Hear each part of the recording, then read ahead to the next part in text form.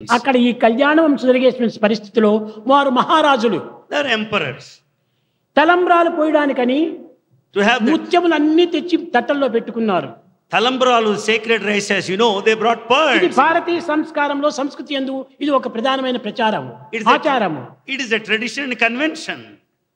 సీత ఆ తలంబ్రాలు తీసుకోవడానికి దోసెలు పట్టినప్పుడు ఈ తెల్లని ముత్యములంతా కూడాను ఎర్రగా కనిపిస్తున్నాయి.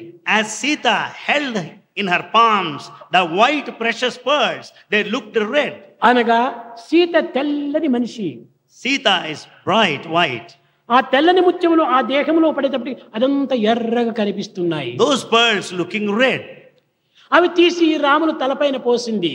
And he just placed them on the head of Ramulu Rama. తలపైన పోసేటప్పటికి ఆ తెల్లని రుమాల చుట్టుకున్నటువంటి ఆ యొక్క కలర్కు ఈ ముత్యములంతా తెల్లగా కనిపిస్తూ వచ్చాయి. Because of the white turban he was wearing, all the pearls looked white. కింద పడేటప్పటికి రాముల యొక్క వర్ణము నీలవర్ణము.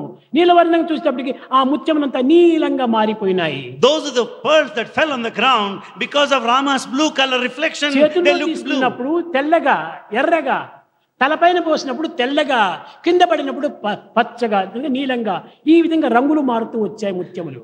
So in the palm of Sita they were red, on the head of Rama they were white, on the ground they were blue.